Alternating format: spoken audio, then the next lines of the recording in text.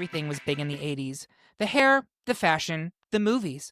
That included a slew of romantic comedies with modest budgets, but which became box office smashes thanks to their novel concepts, sparkling scripts, and charismatic leads. In what other decade could you have a film about a magic mannequin that was secretly a naive sex pot, or a gruff Australian hunter who charms the pants off a big city reporter? Only the 80s, baby! So crack open a Bartles and James, warm up your crimper, and play your Mick DLT, because the great pop culture debate wants to make love, not war, as we attempt to name the best romantic comedy film of the 1980s. Like Goldie Hawn in Overboard, I woke up from temporary amnesia to discover that I'm a short, fat slut. I'm your host, Eric Rezsnyak. Please help me welcome my panelists for this episode. First up, when the moon hits your eye like a big pizza pie, that's a Jonny. Jonny Minogue, that is. Snap out of it! Forget about it! Next, you can't tell if he's faking an orgasm in public or not. It's Kevin Dillon. Oh, Eric. Yes! I'll have what you're having. That actually sounds like a demonic possession in progress, and in that case, I will not have what he's having. And for this episode, we have two special guests joining the panel. First, Daryl Hannah did it on screen in Splash, but she did it in real life. The Hudson River doesn't forget a skinny dip from a hot blonde. Welcome to the podcast, the one named Wonder, Anna. Oh, thank you. Listen, I was drunk, I was in my 20s, and I still have a rash. I was going to say that there's an ointment for that, but the Hudson River, honey, ain't nothing going to clear that up. So good luck to you. And finally, she went to bed one night as a kid and woke up the next morning as a grown-up. It's the GPCD debut of Patreon supporter Maggie Hartman. Hey, everyone. It's great to be here. Long-time listener, first-time caller. First-time caller, we are big excited to have you with us, Maggie. And up in the producer booth, we have Derek Mekita, who is actually a cursed Egyptian princess living a modern life as a mannequin. Don't tell anyone. If you're curious about how we ended up with this swooning 16, become a Patreon supporter of our little show or listen to the 3-minute preview available wherever you listen to podcasts. And don't forget, you can head to this episode on greatpopculturedebate.com to find the listener bracket so you can play along with us at home. While you're there, check out some of our other related episodes, including Best 90s Romantic Comedy, Best 80s Teen Film, and Best 80s Soundtrack, all available at greatpopculturedebate.com. With that out of the way, let's cue the comedic insemination montage and get into these debates. First, the panel is in unanimous support of ultimate number one seed When Harry Met Sally from 1989, which means that the party is over for 4-seed Girls Just Want to Have Fun from 1985. But Jonny, you wanted to speak on The Girls Interrupted. It needs to be more interrupted. I don't even know how the hell this ended up in this bracket. First of all, if you be a Patreon and listen to all the fabulous movies that all of us picked that should have been on this bracket that were not. And somehow this one, the movie that Cyndi Lauper did not want to put her music assigned to, they couldn't get her version of the song. They had to get some random cover version of it. Sarah Jessica Parker, post Square Pegs. Okay. I can't even say anything more about this. And just like that, it goes off the bracket. Yeah, and Helen Hunt. After she Voting matters. Voting matters. Yeah, Stand in line. Stand in line. Or right now, go to greatpopculturedebate.com, go to the polls section. There are 12 open polls right now. Your picks literally do determine what we talk about. So you don't have a Girls Just Want to Have Fun moment on a future episode. Amen. Thank you both. And I did not put them up to that. Next, the bulk of the panel wants to keep striking a pose with 3-seed Mannequin from 1987, but Jonny thinks we should grow up and go with 2-seed Big from 1988. Anna, tell us why you can't stand still when it comes to pushing Mannequin. Jonny, see if you can make your wish come true in favor of Big. Anna, do you mind going first? Absolutely. Am I telling you why I love Mannequin, or am I going Yes. to tell you why Big is trash? You can do both. Oh, okay, good. I'll go in that order. First of all, department store, clothes upon clothes, outfits upon outfits. Are they having sex? Who knows? Can she have sex? Is she really Egyptian? So many questions. So many. That just cause this excitement. It's adorable. There's sort of this mother-son vibe thing happening between them, but I'm not angry about it. Mannequin is wonderful and adorable and, pervy. And I think it's just the right amount of okay pervy. Mm-hmm. Guess what's not okay? Having a relationship with a 12-year-old. Amen. Amen. No way.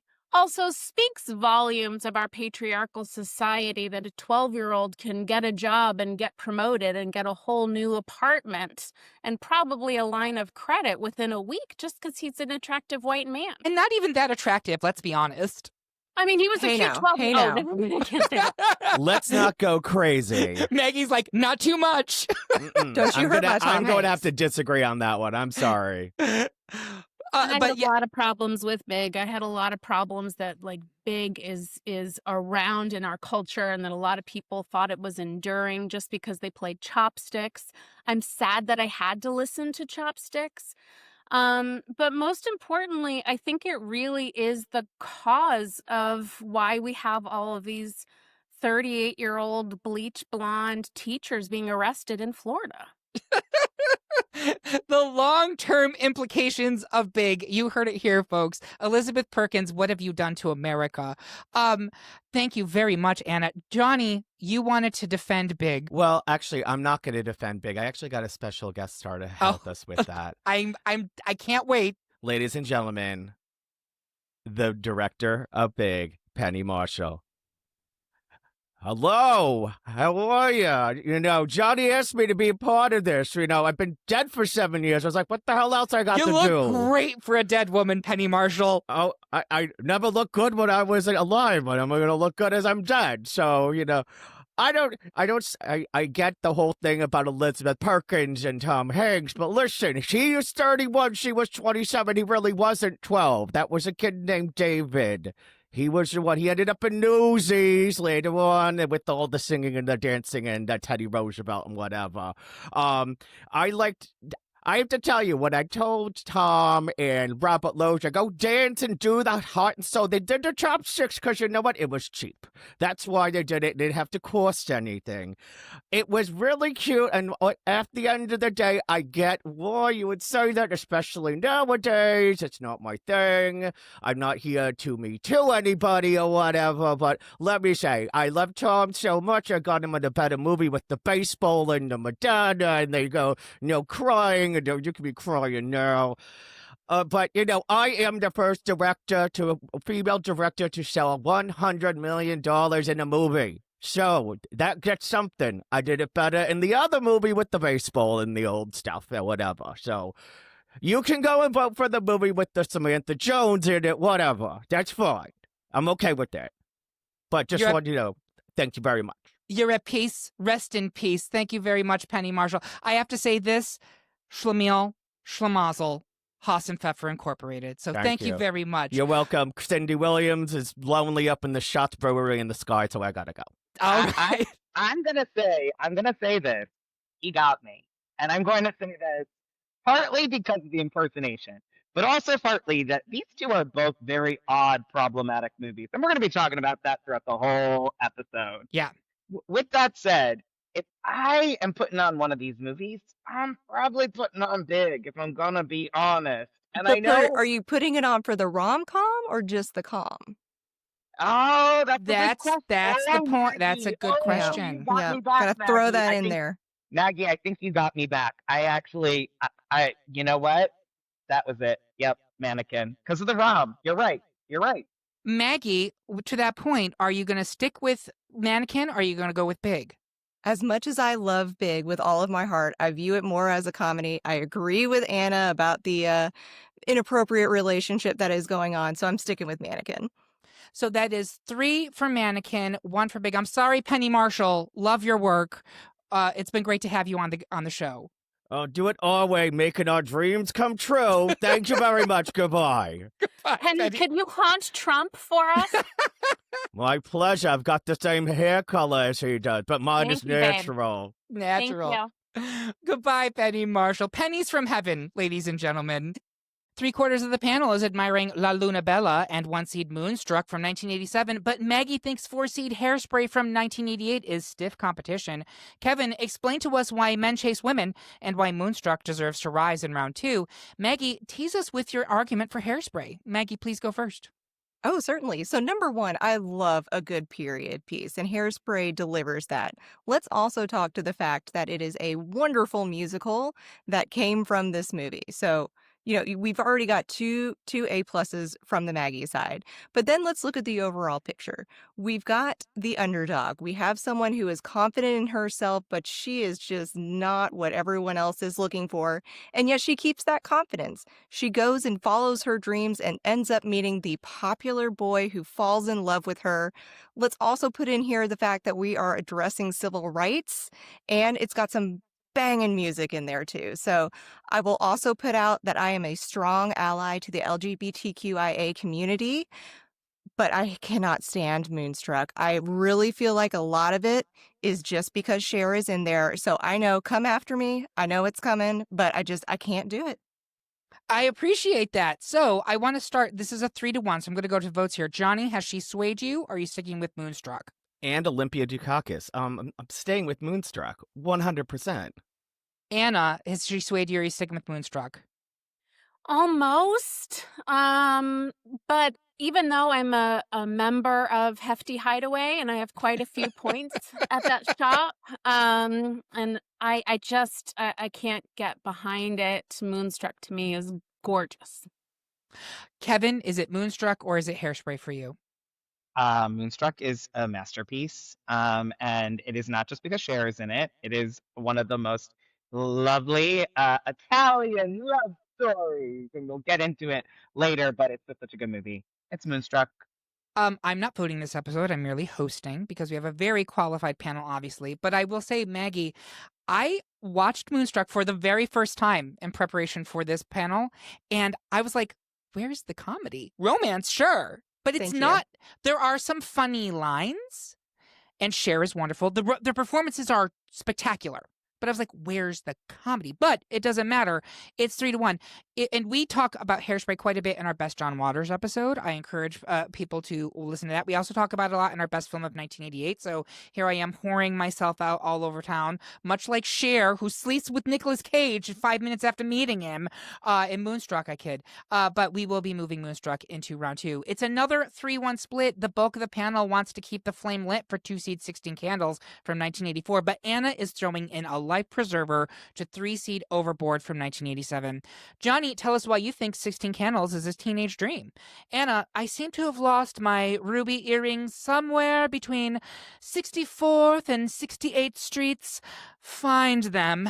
And also tell us why we should vote for Overboard. I would like Anna to go first. I'm happy to.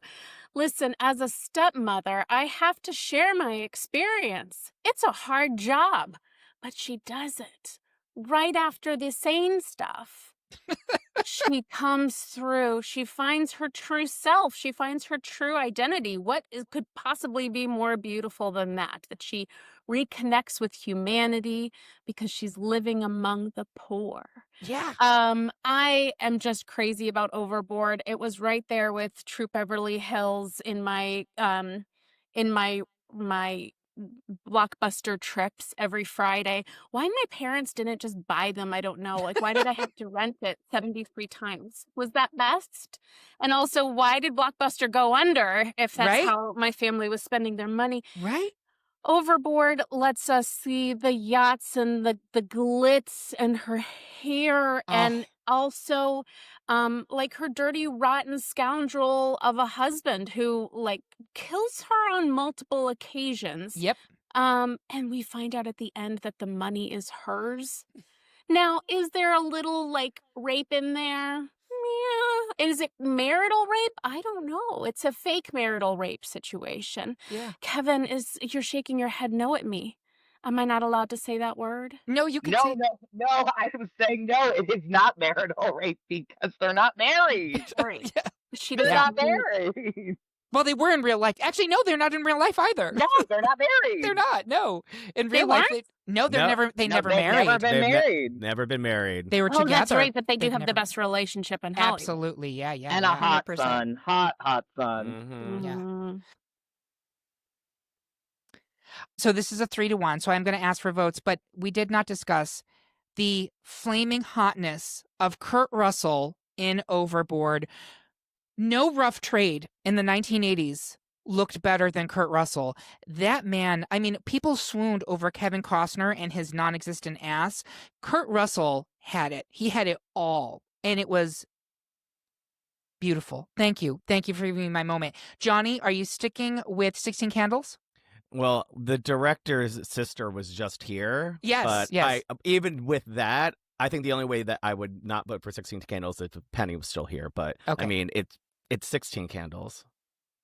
Kevin, are you sticking with 16 Candles?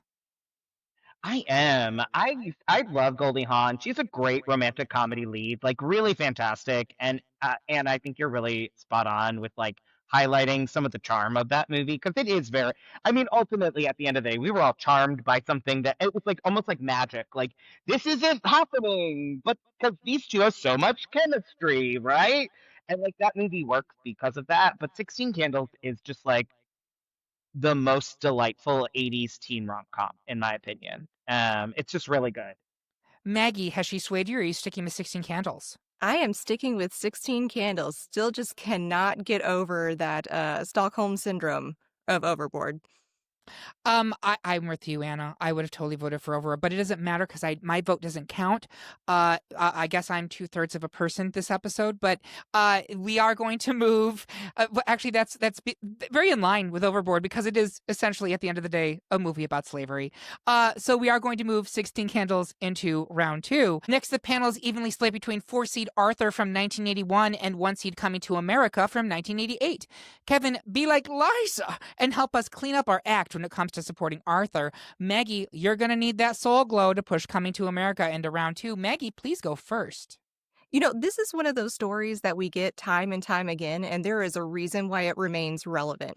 You have someone who is from a wealthy background, they're looking for true love, someone that is not just for their money.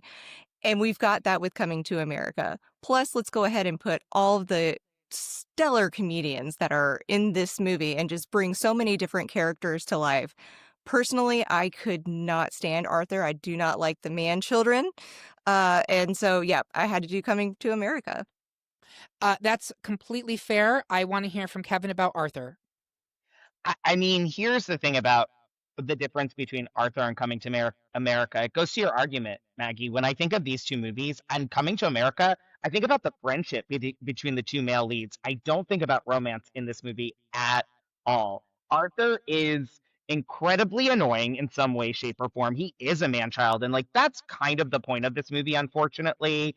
And it's like how someone who is actually more present and powerful as a human being, Liza Minnelli's character, is really able to sort of change him for the better. And I hate those movies too. Like they can be annoying. Like, why does a woman have to change a man? It sucks. But when you watch these two do the magic that they do together, it you kind of just disappear in the world and the relationship that they're in with one another. Dudley Moore is fantastic, the best he's ever been. Yep. Liza Minnelli is incredibly charming and proves what a star she is. And then you have John Gielgud, who won an Oscar for this movie. Like, wild. It is such a good side performance that kind of brings these two together in a weird way. And he is even sort of part of their romantic journey and story as the sarcastic butler. And, you know, ultimately, I just prefer this one as a rom-com more than Coming to America. Like Coming to America more maybe as a movie, but the better romantic comedy to me is Arthur. Okay. Johnny, is it going to be Arthur or Coming to America? I'm going with Coming to America. I think it's I think it's just a much more charming movie, and I do think that the love story is there. It is, yes. The friendship is also part of it, which actually makes it kind of unique in rom-com that you also have a friendship love and a romantic love, and I really think that ties them together. And I still just enjoy all the little Easter eggs like McDowell's and the golden arcs. I just love those kind of things, and it just charms me still. Yeah, I'm gonna go with Coming to America. Anna, is it going to be Coming to America or Arthur for you? Listen, I'm not going to admit to liking immigrants on the internet in Trump's America. So is that a vote for Arthur? Yeah. Okay. Isn't he from the UK? I mean, it's close enough.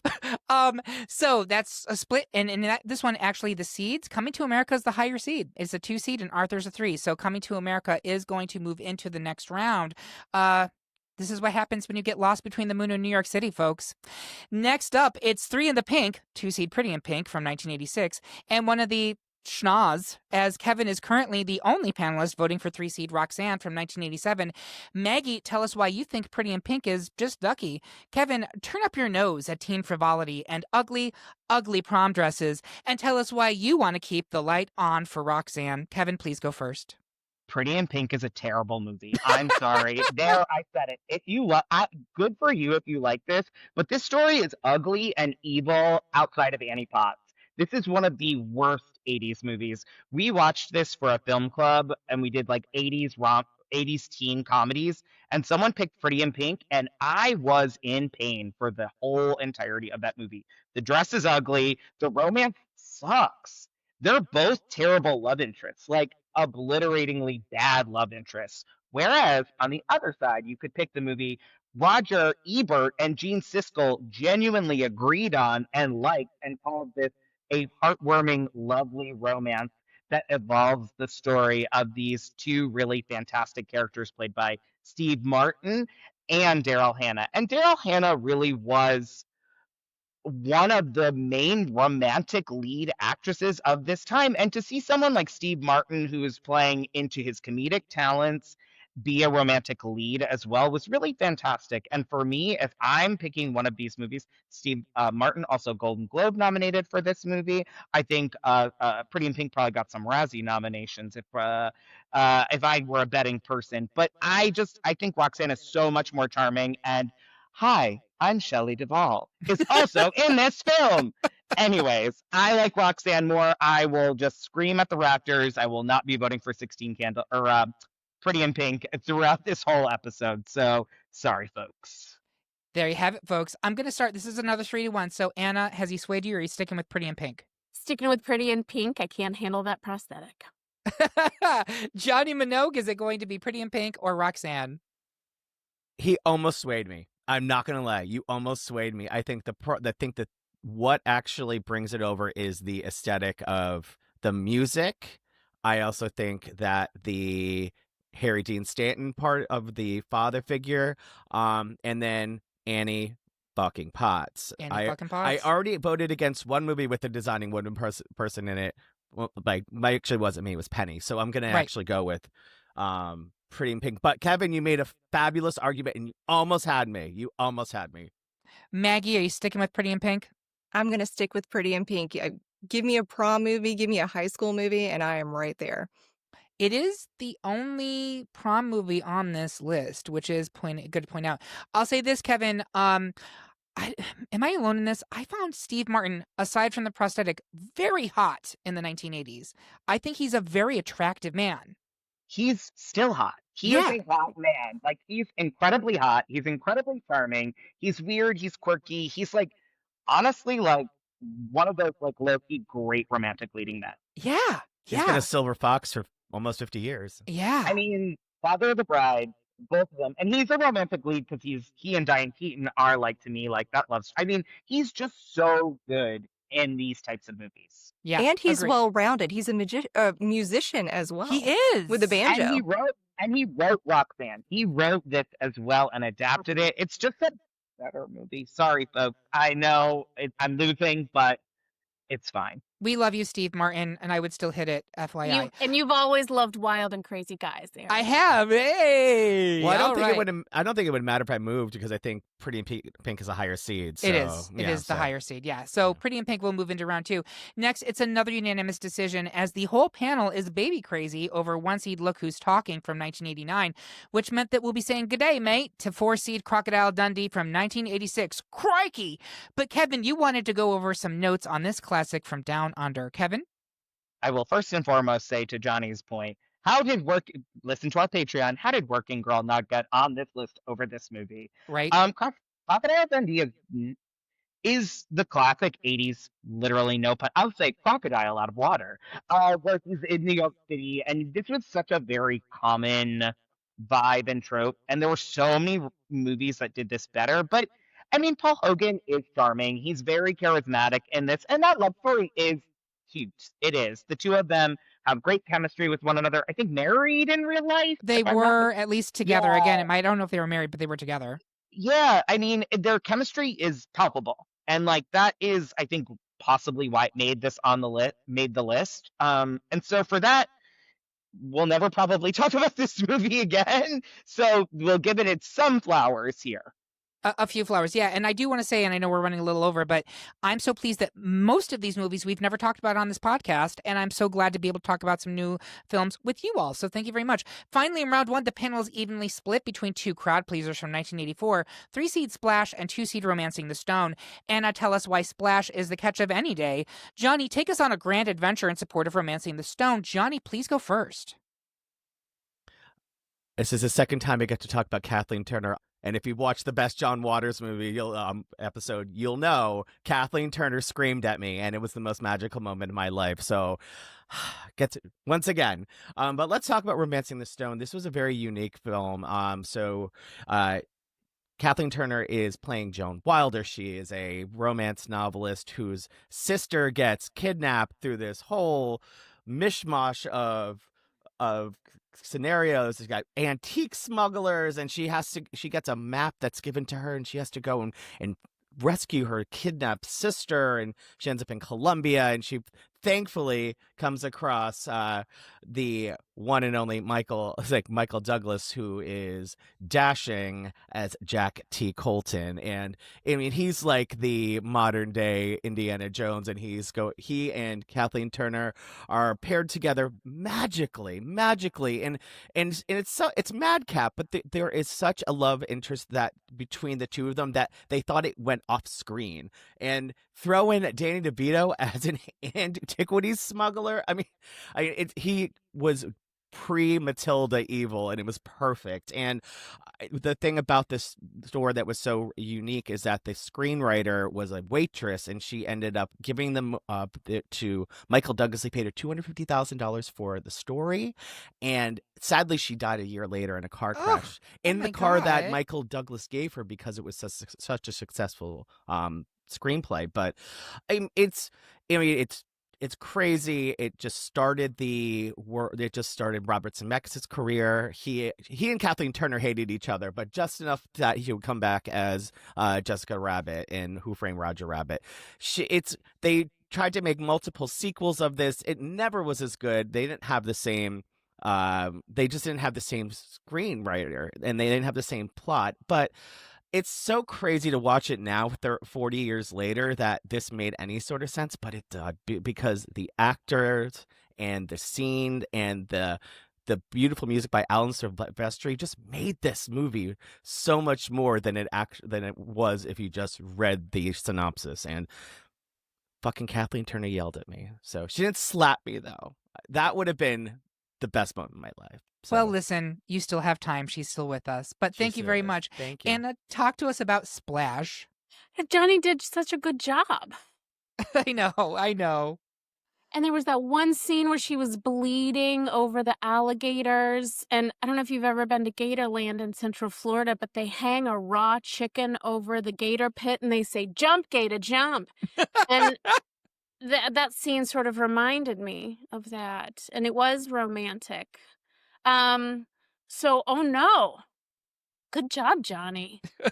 Thanks, doll. Like, for me to come back now and be like, Daryl Hannah has a nice ass, you know? Like, I don't know. Listen, I, like, on a whole, do not like business owner Tom Hanks. When we look at all the films in which he is a large or small business owner, he's kind of an asshole. Yeah. I'm just going against my vote now. There was a lot of, I mean, I think at some point it felt like shot for shot with Little Mermaid. Yeah. You know, and I'm like, what came first? You know, the Splash came first. Splash came first by 4 years. The mermaid, right? Yeah. She's swimming in the coral reefs, but it's really like off the East Coast. Not okay with that. Don't like that she learned to speak, but that they still like screwed around before she learned to speak. You know, the feminist in me is a little bothered, but she wanted it. Still consensual. Still consensual. Right? Is it? And then in the end, like, so many questions. Is he living with her now? Is this like a green card marriage down underneath the ocean? Is it easier to immigrate to Atlantis? Yeah, can we Can go? we do that? Can we do that now? Do they have health care? She's It's Toronto or Atlantis at this point. She's in the basement of the houseboat in Sleepless in Seattle. That's where she's at. That's where she is. It's Oh, actually no, a is she the Kill dead? the wife. Is she the dead wife? Oh no, Oh, my she's the dead wife. Oh, She's no. the dead wife. we created a cinematic universe, ladies and gentlemen. Watch out, Meg Ryan, you're next. And Hey, that all leaves I'm us- saying, the ending gives you a choose your own adventure story. That's So Yeah. are they together? Does he go back home? Who knows? It's up to you. Mhm. That's right. Eat seafood. Arthur Treacher. So with that being said, I'm going to put it up to a vote. Maggie, is it going to be Splash or is it going to be Romancing the Stone for you? I'm sticking with Splash. Kevin, what are you going with? Splash or Romancing the Stone? I'll save the rest of my argument for the next round, but I think Kathleen Turner and Michael Douglas are one of the best romantic pairs in the 80s. So it's got to be Romancing the Stone. So it's split, and Romancing the Stone is the 2 seed, so it will continue into round 2. And that's the end of round 1, folks. We're going to take a quick break to engage in a drinking contest with the ghost of Dudley Moore. Wish us luck. We'll be right back for round 2 of our best 80s rom-com debate. Before we get into the Elite Eight, I would like my panelists to share their social media accounts and what else they're working on. Jonny Minogue, where can people find you? What you doing? On socials, you can find me on pretty much every platform as Jonny Minogue, one word, no H, just like Kylie and Danny, and like Johnny. And I also host at trivia at Club Cafe in Boston every Tuesday night from 8 to 10. Make sure to join us, clubcafe.com. Reserve your table there. I also once a month host at WZBC at Boston College with my friend John Whitney from the Boston Gay Men's Chorus. And we do Turbid Radio, which is delightfully queer and crazy music, Friday p.m. From 7 to 10. And yeah, and I'm just doing some other side projects that are still in the works. Nothing more to say about that, but always loving a good trivia and singing with the Boston Gay Men's Chorus. Indeed. And this will be coming out in the fall. You'll be promoting the Christmas show at that point. Do see them. It's always a good time. Mm-hmm. Ho, ho, ho. Ho, ho, ho. That's what they say about me when I walk in the room. Me Kevin too. Dillon, where can people find you? What are you working on? You can find me on Twitter, the Bird app, at Kevin's Mind. And honestly, I'm a consultant right now, so if you want to hire me to do something, I'm down to do it. So reach out to me, and I can do anything. And I have reasonable rates. It's not so it is an 80s rom-com. I was going to say, with a heart of gold. Yeah. That's 90s, so we'll do that later. We'll do that later. Perfect. So the best place to follow us is on Blue Sky at gpcd.bsky.social or at Great Pop Culture Debate on Instagram or TikTok. You should also make sure to subscribe to our page on YouTube, where we're posting original video content. We just started a new series called The Great Pop Culture Discussion, in which we interview creators on the works that they're making. But what you really need to do is to sign up for our weekly newsletter, new every Tuesday at noon. It tells you about everything coming out in pop culture that week. Sign up by finding the link on this episode at greatpopculturedebate.com or via our link tree on any of our social media accounts. Now, let's get into round 2 before Kurt Russell dunks us in the water barrel again. First up, 1 seed When Harry Met Sally continues its climax through our bracket, as the panel has voted unanimously to push it ahead of 3 seed Mannequin. But Anna, you wanted to bid a fond farewell to this cult classic. There's so much romance and love and appreciation in the movie Mannequin. I would even argue that the true romance was the relationship between Hollywood and who was our leading man? Andrew McCarthy? Andrew McCarthy. What a beautiful friendship, and they were inclusive and supported each other. I'm pretty sure Hollywood had the first gay scream on film. I think that could be true, yeah. And multiple times. I mean, I'm sorry that none of y'all are representing your culture. I just really think Hollywood was important, right? 100. So also there has to be a number of unpublished dissertations about Hollywood with the fire hose spraying down the police. This has to be some type of signal of revolt, and I'm here for it. So I loved Hollywood, and I just think he deserved more. I love Mannequin. We've never talked about it on this podcast. Meshach Taylor, who played Hollywood, is incredible in this movie. Kim Cattrall is incredible in this movie. The soundtrack to Mannequin is an underrated gem. Yes, everybody knows Starship and Nothing's Gonna Stop Us Now. It is iconic, but also this is a deep cut. Alicia's "Do You Dream About Me," which is the song that's playing in the freight elevator scene where they're doing like multiple outfit changes. Fucking banger, ladies and gentlemen. As I record this, they just released Spotify's Songs of the Summer. Only 5 songs made the cut because that's how terrible songs are right now. We don't have anything like Alicia's "Do You Dream About Me" in pop music, and we are the poorer for it. But Mannequin, it's a mess, but I fucking love it. Kevin, you were going to say something? I was gonna say, Nothing's Gonna Stop Us Now, given to us by the illustrious, I think, 19-time losing, Oscar-nominated songwriter Diane Warren. Diane That is, Ward. she used to pump them out, and that's the reason she is known. Those 80 songs were iconic, and they made Mannequin what they were. Johnny, you were going to say something? Yeah, I was. Diane Warren has been in my head this past week, so join the Discord and you'll read more about it. Also, with that song, Grace Slick licensed it to Chick-fil-A, and all the proceeds she gave to queer charities because she's like, yeah, this old hippie ain't gonna fuck with this. So I still love a subversive bitch. Grace Slick was banned from the White House for putting acid in the tea. That is a true story. That is true. Know your elders. These people were fucking amazing. And she will be very honest, like, yeah, we sold out in the 80s, but you know what? I had a mortgage. and a cocaine habit. And a cocaine. Let's not get it completely twisted there. Fair enough. All of that being said, please watch Mannequin. I fucking love it. And thank you for doing a great job talking about it, Anna. Next, I believe it may be another unanimous decision in favor of 1 seed Moonstruck, which seems poised to snuff out the chances of 2 seeds 16 Candles. That's not entirely true because Maggie is not voting for Moonstruck because Maggie hates Moonstruck. Is that accurate, Maggie? That is absolutely accurate. Don't come after me, please. But Kevin, you want to talk about 16 Candles before we let it go? I do. I think this is, there are many problematic aspects to this movie, and there's a whole article about it, and the cast dissects what they experienced and whatnot. So I name all that to say that I just think this movie is still so delightful. It's one of John Hughes' best, like hands down. I think this is Molly Ringwald at her most charming. 100. She never was better, especially in that Secret Life of the American Oh. Teenage awful show.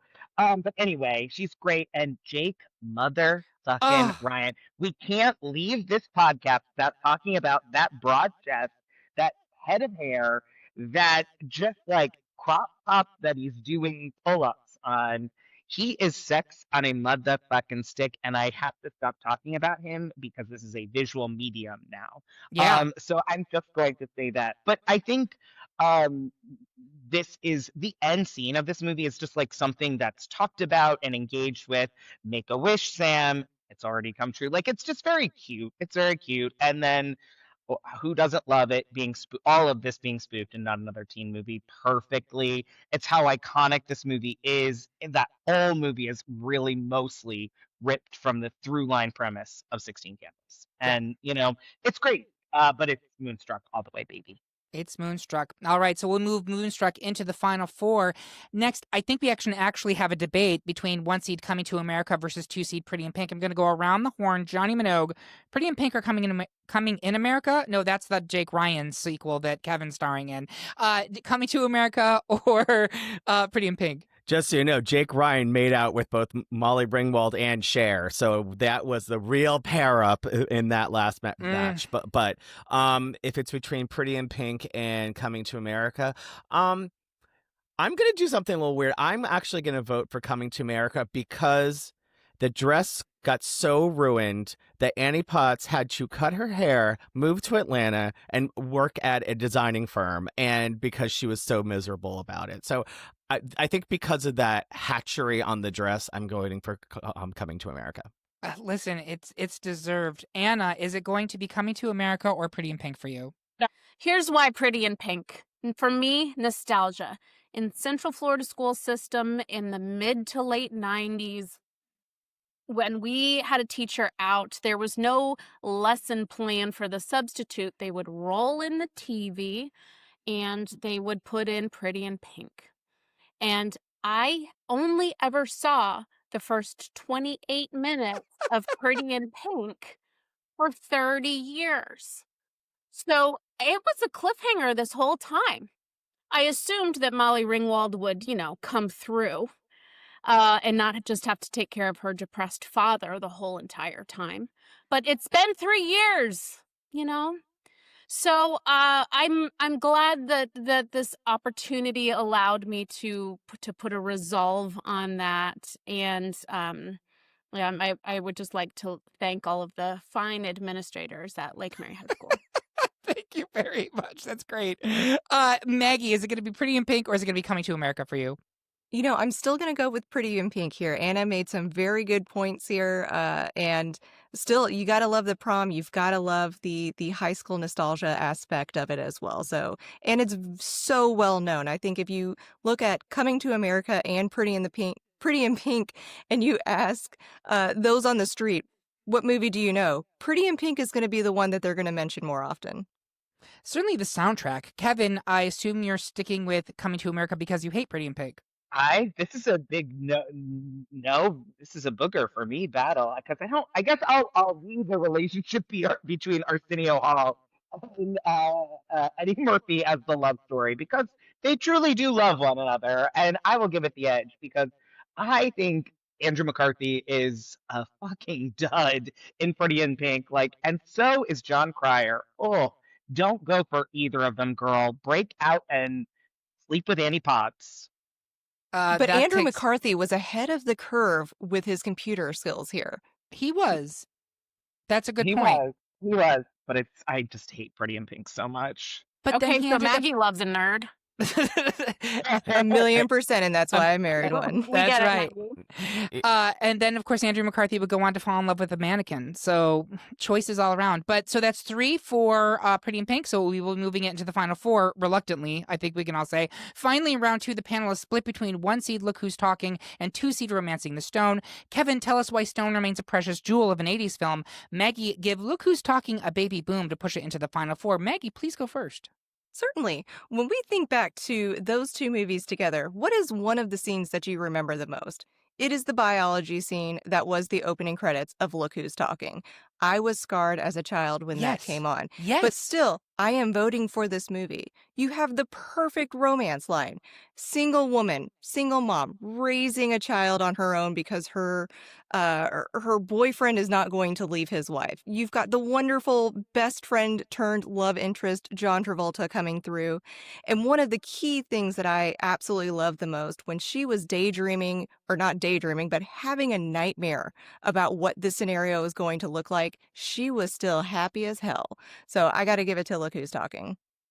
Excellent. And again, a film we've never talked about on this podcast. I don't know if we talked about Romancing the Stone either. Kevin, talk to us about Romancing the Stone.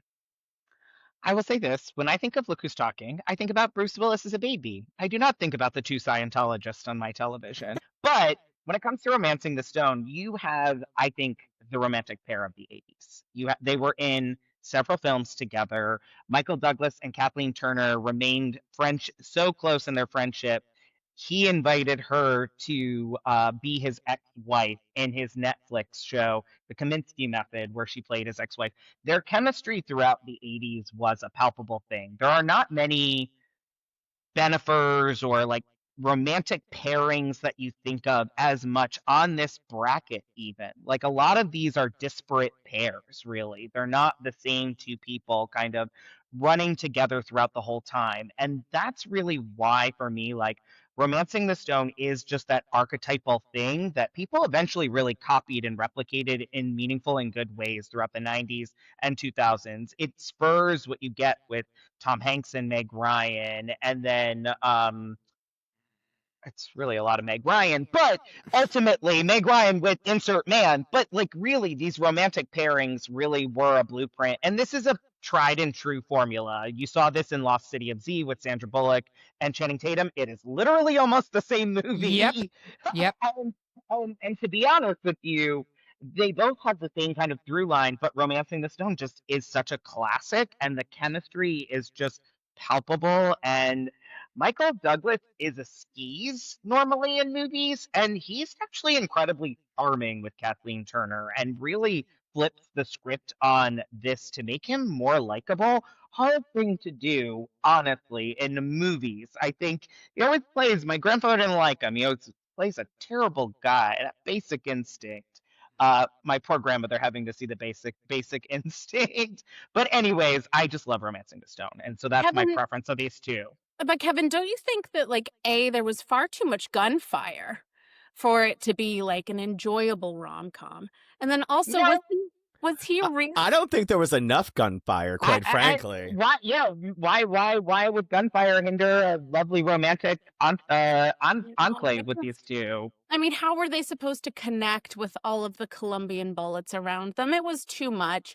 And Stress. But does the Stress. adrenaline bring you closer together? That's right. Makes it sexier that exactly. you're in such No, danger. I'm off of movies that involve Colombian with the exception of Encanto. That's what I decided. But here's my other thought was you say he's so devoted, hopelessly devoted. I don't know. He was holding on to that fucking alligator for quite a while she was up there getting pistol whipped from the Colombian. And then it was like a mystery if he was going to show up. And then he shows up with a fucking sailboat on the street. Is there anything more pre 9/11 than that? I don't know, Kevin. I don't think that he had quite the loyalty or dedication that you think he does. And, he didn't even bring her any fucking emeralds either. He could have given her a fucking necklace. Something, yeah. So does that mean that you are voting for Look Who's Talking? Yes, Anna. Absolutely. Absolutely. I think Look Who's Talking is taking the whole damn thing. Uh-oh, watch out. Listen, I don't care about Scientology. If it's Scientology and love, sign me up. Where is this love story? This is not a love story. Did you Look Who's watch the Talking? movie? Yeah, not really. I think of the talking baby. No, I think Yeah, it's It's so much more than just a talking baby. She It's got- not. It's No. a talking baby movie. Those movies are about the talking baby, the talking babies in 2, and the talking babies and the talking dogs in 3. That's what those movies are to me. Are you All thinking of of them. Boss Baby? No, Nobody's this is a ever movie thinking of with a Boss talking Baby. Nobody's ever thinking about that. No, I'm like, I think this, the Leah Remini in me is coming out on this one. So I just can't. And also, I do think that it's awkward. I mean, it's so fantastical that Romancing the Stone. It's bizarre. It makes no sense. But Look Who's Talking. The two of them, I can't. Although I will say, Kirstie Alley did better off of Cheers in her movie career than Shelley Long, unfortunately. Sure. At Yeah. least monetarily, I think. Camp-wise, I think Shelley Long did better, but Kirstie Alley had a more financially successful career. With that being said, I would vote for Romancing the Stone. So we're 2-2, Romancing the Stone and Look Who's Talking. And Look Who's Talking is a 1 seed, Romancing's a 2. So Look Who's Talking will advance into the final 4. With that, we have our final 4. We're going to take a quick break to track down that Zoltar machine so we can go back to living as 12-year-olds. We'll be right back with the final 4 of our best 80s romantic comedy film debate. At this point in the show, I like to take a step back and see if it shook out the way I expected it to. I also like to add at this point that no matter which of these options wins, we are celebrating all of the entries, and I hope nobody gets salty about what comes next. We have all 4 1 seeds. It's When Harry Met Sally, which we've barely talked about, Moonstruck, Coming to America, Look Who's Talking. I would love to start When Harry Met Sally versus Moonstruck. My friend Maggie, where are you going on that one? Actually, I think I know where you're going. I was going to say, if you haven't picked it up by now where I'm going with this, then I don't know what you're paying attention to. But When Harry Met Sally, 100%. I love the friends. I love friends to lovers. That storyline is always good for me. You've got so much comedy in this movie that it's just non-stop. So I've got to go When Harry Met Sally. And it's not just the leads, right? You've also got Carrie Fisher. You've got Bruno, whose name escapes me for the other side character. Kirby, thank you so much.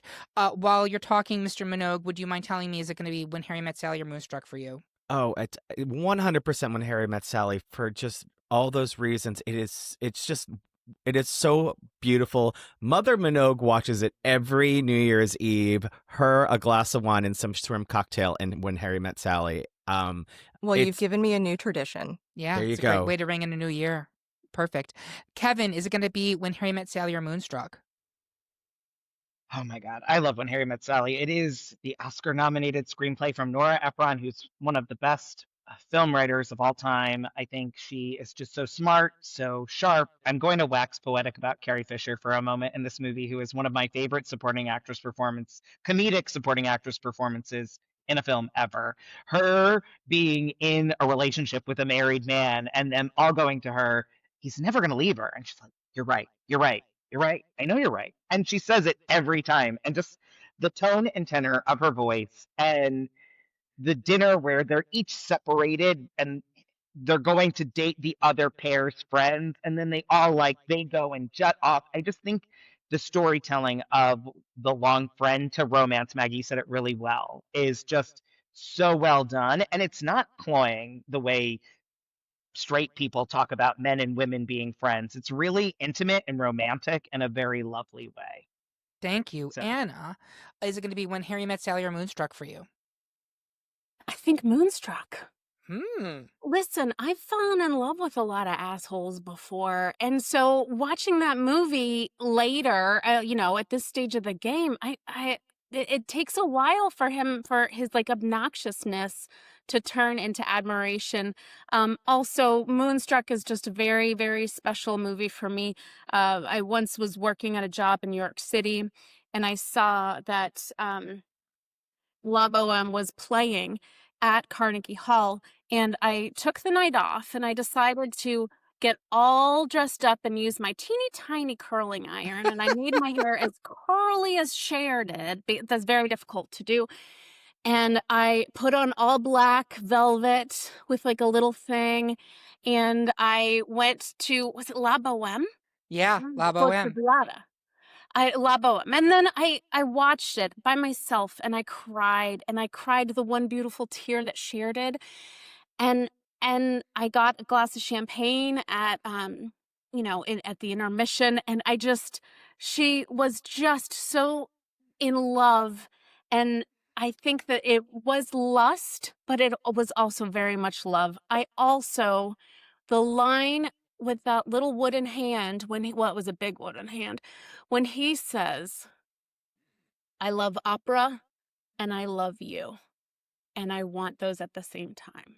I was like, me too, Nick Cage, and I also want some of that fresh baked bread. Because I love carbs. Literally. Yeah. Yeah. So that is 3 for When Harry Met Sally, and it's 1 for Moonstruck. As someone who only saw Moonstruck for this episode, after wanting to watch it for many years, Olivia Dukakis is amazing in that movie. So good. Won an Oscar for it, right? Yep. Cher obviously won the Oscar for it. And as someone who has been dating an Italian American from New Jersey now for 8 years, the accuracy of that film is staggering. Mhm. Staggering. And Yeah. and and Olympia Dukakis in her speech says, "Let's go, Michael," because it was 1988. Yes. I love her line when she says, was I a good wife to you? And I use that one all the time. I mean, it made adultery fun. It did. It makes adultery fun. Moonstruck, ladies and gentlemen. That being said, When Harry Met Sally is moving into the final 2. Coming to America versus Look Who's Talking. I would like to start with Kevin. Where are you going on this one? Abstain. No, this side of the bracket is fully busted for me. I didn't have either of these movies. Moving to this time and space. Again, I don't think of Look Who's Talking.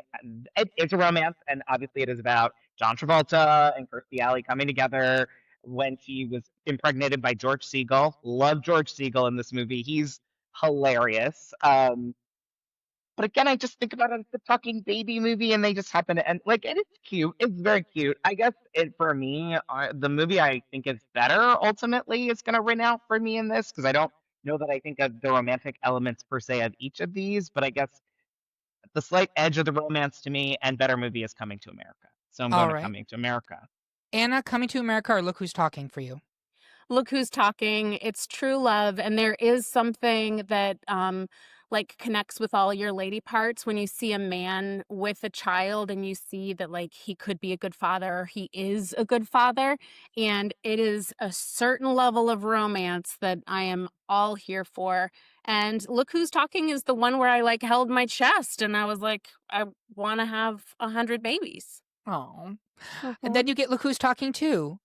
That could be my disconnect. I want no children, and I have no affinity for a man who likes them. So that could be it. There you go.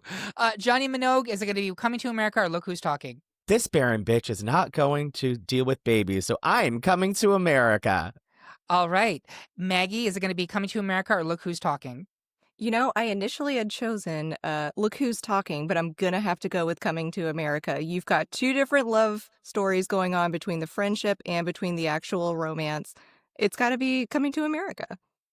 So we have two final movies that are both about friendships and lovers, which, how beautiful is that? When Harry Met Sally versus Coming to America, I would like to start with Jonny Minogue. Where are you going to go? I am going to go with When Harry Met Sally. It was also brought out of some real life trauma that happened for Nora Ephron, who wrote it, Rob Reiner, when he was divorced from our previous guest here. That was part of what brought this story together. And there's a realness about the story. You feel like it's like this long drawn out, decades long in and out of people's lives, and you all end up coming back together. And I think that makes it the most relatable and heartwarming, is because this does happen. This people who have loves over time and space over many years, and it changes. And I feel like this really set the bar for rom-coms going forward for decades. And I loved Coming to America, and I think we really definitely need something that wasn't so white in this bracket. And I think it did a good job. But I think at the end of the day, when it comes to best rom-com of the 80s, it's When Harry Met Sally. So I hear what you're saying about When Harry Met Sally is a thing that happens, but I keep getting emails from a Nigerian prince who keeps asking me for my help. So isn't that also? Freeze your credit report. Thank you very much. Maggie, is it going to be Coming to America or is it going to be When Harry Met Sally? It's going to be When Harry Met Sally. There are so many iconic moments. There is, of course, the scene in Cat's Deli, which my husband, when we were in New York, made me go to Cat's Deli just for that movie scene alone. So it's When Harry Met Sally. Did he make you feign an orgasm at the deli? I have to ask. It was a little too crowded for that, luckily. But, maybe another time. And that's never stopped Kevin Dillon. But on that note, Kevin Dillon, is it going to be When Harry Met Sally or Coming to America? It's When Harry. For those who listen to us, we talk about the quote unquote pepperoni argument, and you may say When Harry Met Sally is the obvious choice, but there's a reason for that. It's because it's the obvious choice, and it's the best pick on this list. Billy Crystal and Meg Ryan have so much iconic chemistry. They also announced Best Picture at the Oscars this past year when they gave it to Honora, and it is a telltale sign when you put two people together from a movie to announce Best Picture that many years later, because it's that iconic and represents something so beautiful. The old couples telling their stories, the one where they were born in the same hospital and they never meet till later in life. You've got all these I think what I like about this movie the most is it celebrates different kinds of love in a way that the 80s really didn't do. It feels so authentic, lived in, timeless, and comforting. And that's just not the hat and sweater sets that Meg Ryan wears, which are adorable. She is our Diane Keaton of the 80s in terms of like an Annie Hall. It's all that. The movie is fantastic. It's stunning. It's special. It's When Harry Met Sally. Anna, is it going to be When Harry Met Sally or is it going to be Coming to America? When Harry Met Sally. I mean, he's a little bit of a jerk, and then they do the unrequited love thing, and I think that's the common feeling. The standing there and not knowing who's going to go first feels very familiar. Just that sort of anticipation plus a little bit of pain that resolves in this love that we all see coming. So, yeah, it's beautiful. And I almost wish that, as much as the orgasm scene is like so much fun, it is what we all talk about, or it is like the funny ha-ha joke. But it masks the other like short little loving humor that they do have, like the banter that they have with each other. That's enough to fall in love with for sure. Wonderful. And there you have it, folks. Our pick for the best 80s romantic comedy is When Harry Met Sally. Do you agree? Do you think we need to be cast into the sea along with Daryl Hannah's Mermaid? Tell us how you really feel by leaving a comment on this episode at greatpopculturedebate.com or find us on Blue Sky or Instagram. While you're there, make sure you can subscribe and follow the podcast so you can hear about what new debates are coming soon, vote in open polls, and even decide which topics we tackle next. I want to say thank you to my panel. Cue up Starship because nothing's going to stop us now. Special thanks to Maggie and Anna, our special guests for this episode. You guys did amazing. And thank you for listening. If you love what you heard, please consider supporting us on Patreon, where you can get even more exclusive content and get episodes a whole day early. We hope you have a good one. And remember, everyone is entitled to their wrong opinion. The royal penis is clean, Your Highness.